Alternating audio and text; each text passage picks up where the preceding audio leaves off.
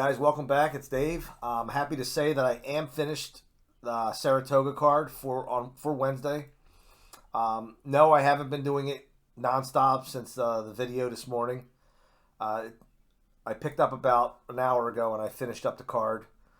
I did about 5 races earlier on after I did my first video, and I just did the last 4 in about an hour. So let's take a look at them. We're skipping race number 1 on Wednesdays. Is the jumper hurdle race. Never play it. And move on to race number 2. Race number 2 is a maiden special weight. And the good thing about this card, there's a lot of good things about this card. 1, I finished 2 days ahead of time. 2, there's only 1 race with a lot of first-time starters, maiden special weight 2-year-old. So we were able to handicap 8 out of these 10 races. And 3, the weather's supposed to be really nice on Wednesday. Come Thursday through Saturday, there's a chance of rain every one of them days. So I might stay away from Saratoga this weekend and put my focus on Del Mar. We'll see when the time comes. But let's look at race number 2. We'll go over to the grid. Now, what I did is ignore this side over here. What I'm doing is I've been playing around with some fair odds, projected odds based on the average of the horse's odds the last 2 or 3 times out, and then basing it on how he figures or how they figure for me as well, and coming up with what I think are fair projected odds. Mainly, I'm still going to keep my value at 9-2 or better for me to bet the win. But at the same time, I may test it out and see when I see a horse that, for example, his average has been 14-1 the last 3 times out. I project him at 7-1, even though he's not one of my 4 that I'm using. But if he was one of my 4, and if he wasn't 7-1 or better, I might not play him, simply because of my projections. A horse like that, I may not use that whole 9-2 threshold with. Here's an example right here. The 7 horse, I have him as a projected at 6-1, based off of what his average odds have been last 2 or 3 times, based on how he figures on my grid, and I got 6-1. So if I see I'm pretty close with this, and I may eventually down the road use that as my value line and say, you know what, this particular horse, if I'm not getting 6-1 or better, I'm not going to bet it. But right now, I'm just looking to see how accurate I'm going to be with the public when these races go off, based off what I have in my totals and my grid. All right, so I'm not going to address that at all. What I'm going to do is I'm going to break it down like I've done all these other videos. Again, I'm staying consistent I've been consistently using the thorough capping, or the TC rating grids, and I've gotten away from the summary grids for a while, and even the pace grids. I haven't even been adding the velocity feet per second into my handicapping, simply because I've been consistent doing this. Now, when things start to teeter off, if they start to teeter off, fingers crossed they don't, then I may start moving things around and start adding in the pace and the velocity in, and just changing things up. Sometimes the change is good, but there's no need to change when things are going well for you and you seem to be consistent. All right, I want to start off right now with, before we even look at anything over here, I have this first-time starter highlighted here, and we take a look at it. He's the only first-time starter in the race, and he is showing that workout pattern that I like. He's got a bullet, usually 4 or 5 back. He's got a bullet 5 works back, and he's been working out consistently every 7 to 9 days, and he's got a gate work in one of his last 2. Okay, and that's as far as I go usually with workouts. I'm not a clocker report guy. I'm not going to try to dig up videos of the workout somewhere. So I just want to make sure I include this horse or keep an eye on this horse in this race on Wednesday, because they may be worth me putting a win wager on him. I'm definitely going to use him in my exotics if I play an exotic in this race. But at the same time, that's the only thing I have to go by. And I just put it at 7-1 fair odds. Simple as that. I don't know what the morning line's going to be. The morning line PPs may be out now. I got these PPs this morning, and they weren't out yet. These are the early PPs. And what I did was I went on the Brisnet's entries. And the Brisnet entries, let me show you real fast. Again, my computer is slow. I need to, if I go on the entries for Saratoga Wednesday, and I pull that up,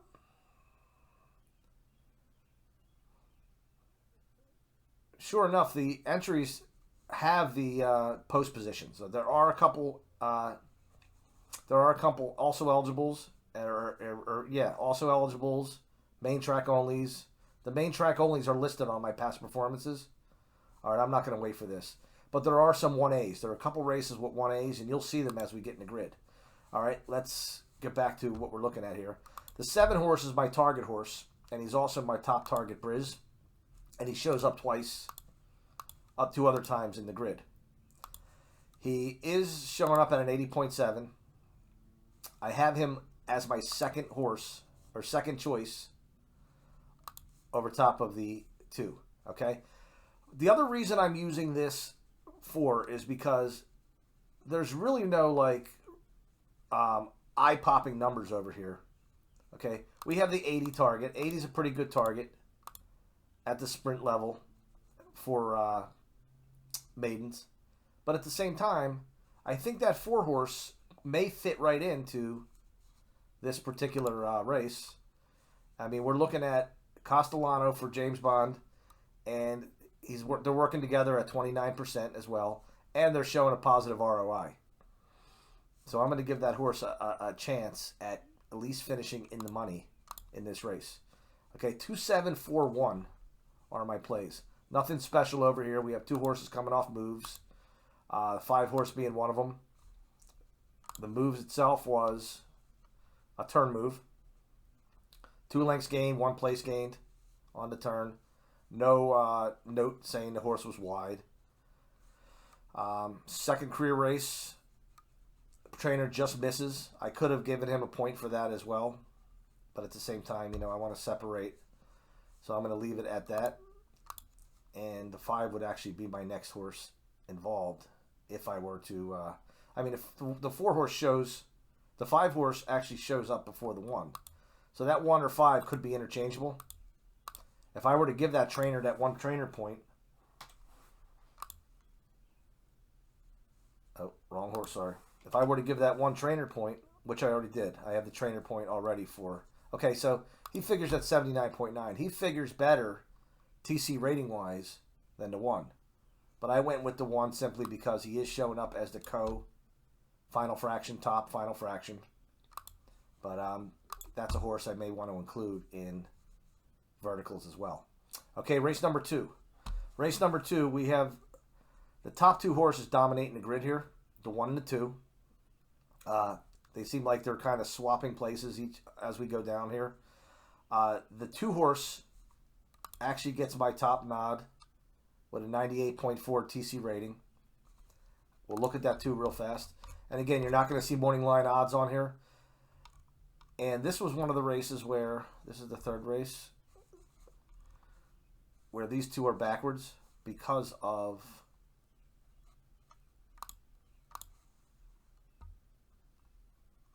Oh, okay. The 1A is actually a main track only horse. So this horse here, this 8, is listed on the entries as a 1A, but he's listed for main track only. So when the real PPs come out, he will be as a 1A, and it'll say main track only.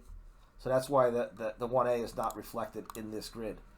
And if it's a main track only, if it does happen to rain and this race is taken off the turf, I'm not playing this race anyway. All right, but I have a 2-6-1-7 here. We got a lot going on with the 2 over here qualitatively. We have a wide turn move. The reason I have 2 points instead of 1, we'll take a look at that real fast, is not only do we have a move, we have the oh no, I'm sorry, it wasn't a wide turn move. He has 2 moves in the race, okay? He has a move on the turn, and he has a move in the stretch, getting the 2 points. The other time you would get 2 in a move column would be, like I said, if he's coming off a move on the turn and it says wide on the turn, I would give that horse 2 points as well. So if he was coming off a wide turn move and he had a stretch move, he would actually get 3, but that's not the case. All right, 2617. The 6 horse is a class dropping speed horse. So we look at number 6. Dropping out of 120,000 allowance. Pretty good drop. Okay, Gaffleone for Wesley Ward. Will probably be the favorite in the race if you look at the trend here. And that's what I use to base my projected odds on. So what I'm hoping here is when I see high odds, I'm hoping that this comes to fruition. He gets the lead and this class carries him. When I see low odds, I'm hoping that there's enough class in the race, which we do have some droppers, and we also have speed that could push this horse a little bit, and somebody beats him. So 2617 are my plays, and that's why I did not list that 6 as number 1, because I have him projected at a 9-5 fair odds. And that 2 horse I have projected at 2-1. And who knows, the 1 horse is figuring as my target. He may be right in the mix as well. All right, race 3 was the maiden special weight, 2-year-olds. And I skipped the 3rd race. Or no, race 5, I'm sorry. Oh, where am I at? Again, I always make one mistake. It's because I don't script these. Oh, all right, I'm sorry. I'm jumping ahead.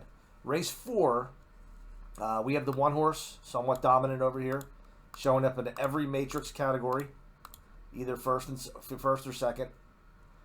We have the 3 making appearances as well.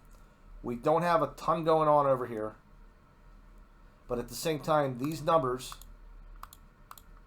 as well as coming off a move on the turn and showing as my top TC rating, puts this horse as my top play. Now, based off his last 3 races, he's averaging about 2.8-1. I see him tomorrow or Wednesday at around 6-5. That's my projected odds on this horse. My value looks like it's going to be down here with the 4 horse and the 6 horse. I do have the 6 listed as second. I have the 3 listed as third. And I have the 4 listed as fourth. Now, the 4 is top final fraction. So that's why I have the 4 listed as third. And even though his TC rating is lower than the 3, I went 1-6-4-3 there. But again, they're interchangeable. So these are the horses that I'm going to keep an eye on odds-wise. And even the 3 horse as well. I mean, he's been averaging 8-1 last 3 times out. I project him based off of what my grid is showing at maybe fair odds of 4-1. We'll see. Okay, 5 is a pass due to the race itself, which was a 2-year-old. Ton of first-time starters. No need for me to even go near there. And the 6 is a mile 16th on the turf, 35,000 claimer. We look at the 6th race, 7 horse, somewhat dominant down here. Fairly dominant. Top TC, 82.8. My top play, 7, 2, 3, and 1. Okay, 2 shows up as the top final fraction. And second in rating. And if you look, these horses have been coming off of... none of these horses have been trending as favorite their last 3 times out running. So this could be a good indication of getting some value in this race as well. We'll see. But these are my projected fair odds. Race number 7. And another reason why I'm happy to get this out early is because those of you guys that are viewing this, and if you're handicapping ahead of time Saratoga, and you have questions as far as how did you get an 83 for a target rating for this 2-horse or whatever, you know, we can share some thoughts back and forth. But the only thing I ask is, please click the link for the Discord, join the Discord. That way you can post screenshots. I can post screenshots of past performances. I can label and highlight what races I used and so on. Where we can't do that in the YouTube video comments. I'd rather communicate in the Discord than I would in the, what do you call it, in the comments. Also, try to refrain from email too, because we get an opportunity in the Discord. I can share those thoughts, and anybody in the Discord can look at them and learn as they go as well.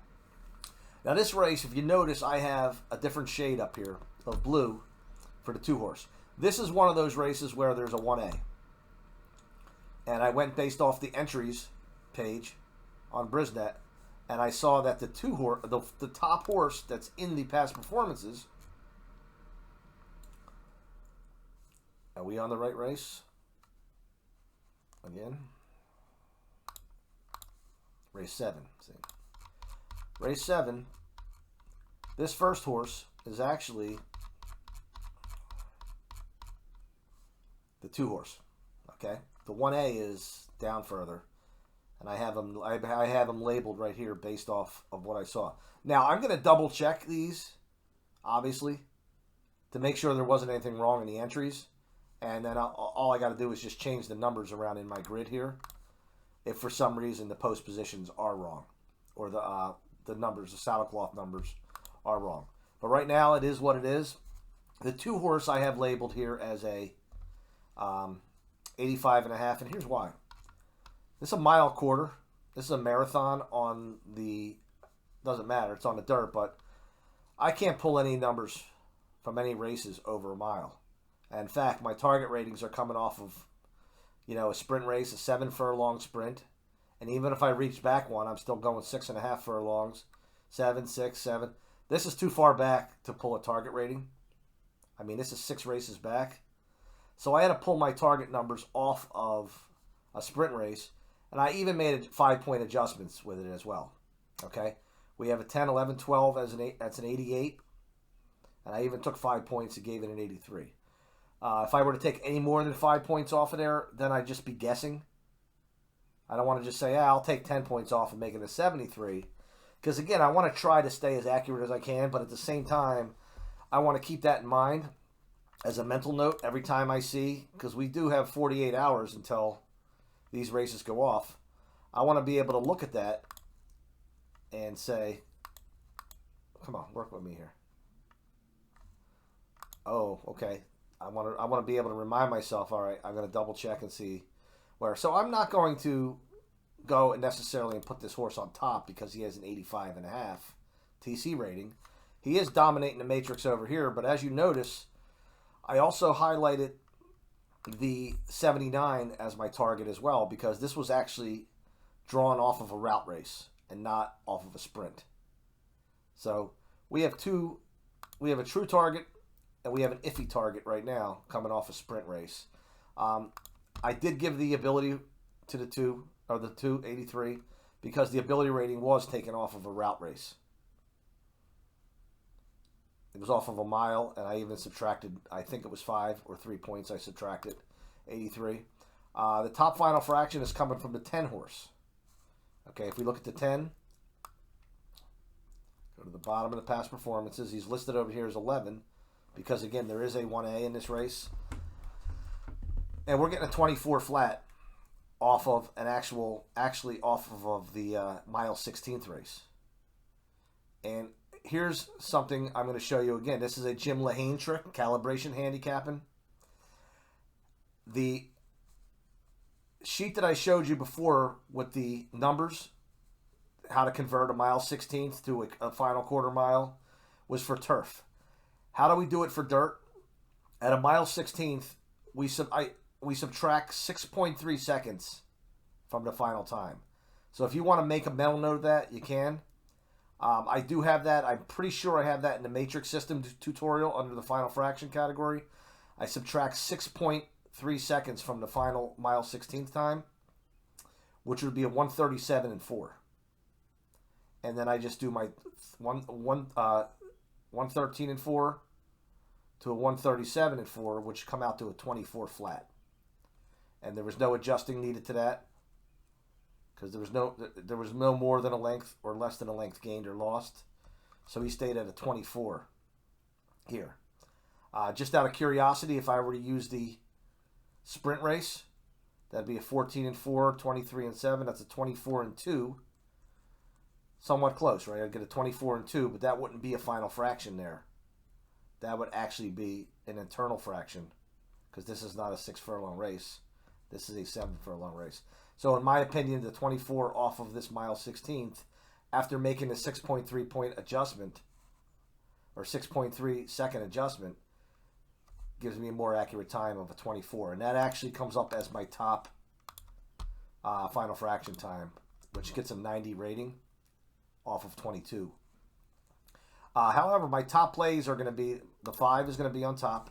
I'm going to go with my natural target. I'll call this the natural target because it was taken off of a route race. He's not my top TC getter, so I am going kind of contrarian here. 5, 10, 2, and 3, and this was the toughest race that I had a handicap that I stumbled upon, for obvious reasons. 1, you see all this color over here. 2, we're looking at a 1.25 miles where late speed is always good. And if I had horses, every horse was coming off a marathon race, this would be the ideal race to run the pace figures on. Mainly the late third fraction, to get an idea who has the best late velocity. But there's just too many horses that are coming out of, mile races. And we do have a couple coming out of marathons in there. So I'm skipping that. I'm not going to do that. 5, 10, 2, 3. However, if I do play this late sequence in a pick 4, it starts in race 7, 7, 8, 9, and 10. You can rest assured I will be using the 1, the 2, the 3, the 5, the 6, and the 10. And I'll find another leg to go short in. I'll make sure I cover everything that I have here in blue and showing up over here. Okay, race number 8. Race number 8 is 1 mile. This is the feature race on the day. 1 mile on the turf, non-graded stakes, and this one was pretty cut and dry, I thought. We do have the 6 horse showing up on a turn move, coming out of a next out 1 and a trainer notation. He does have my top TC rating. However, I got top target in the 2, and I got a top target Briz, which is going to give this horse my nod for number 1. 2, 6, 5, and 7. Okay. Again, keep an eye on the 6. The 6 is the best final fraction. We are talking about a route on the turf, so we could be favoring late speed. But at the same time, all these horses showing pretty good numbers late. So it's now it's about what they can do early in the race as far as putting themselves in the right spot to be able to utilize that late speed and come out ahead. Okay, race 9. Race 9. This may actually, I misspoke. Well, actually, this may be my single race. This may be the race I go with a single, if I do play a single. Or else this might be a double horse leg, as well as this race here may be a double horse leg as well. The 6 really stands out for me in the last race when we get there. But at race number 9, we got target, top final fraction, top TC rating on the 6. The 6 may be a good single. Let's take a look at that horse real fast. I'm going too fast for this to... All right.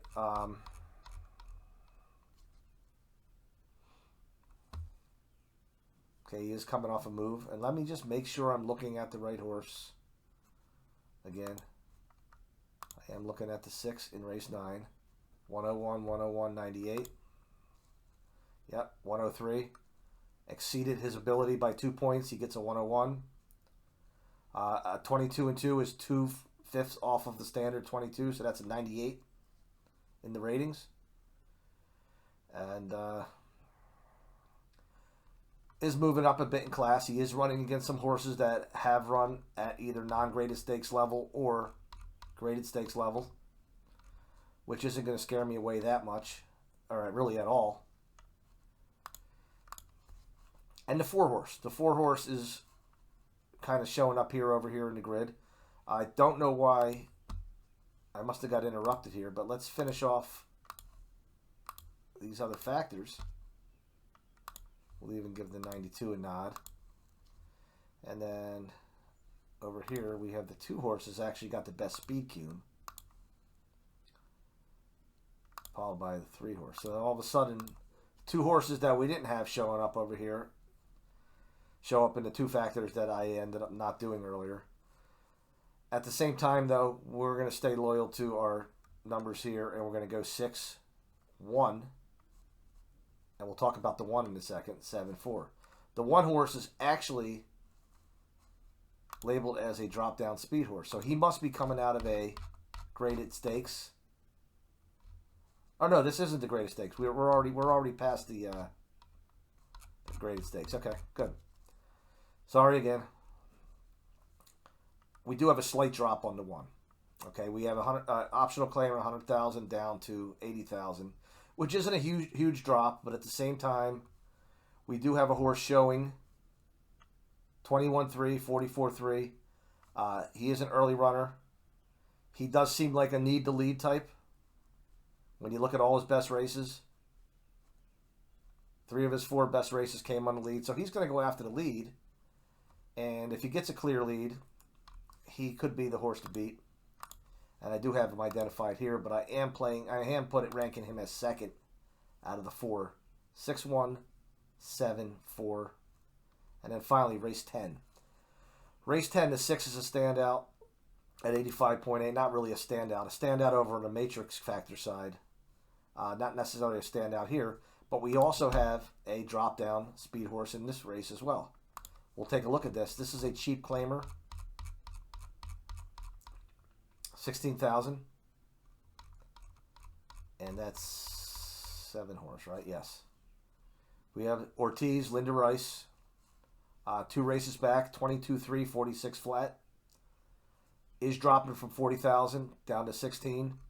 When I compare this horse with the other early speed horses, I see a 23-1, 46-4. Not good enough. I see a 22-4, but a 47.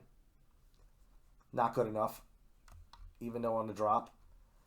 We have a horse jumping up at a 30,000.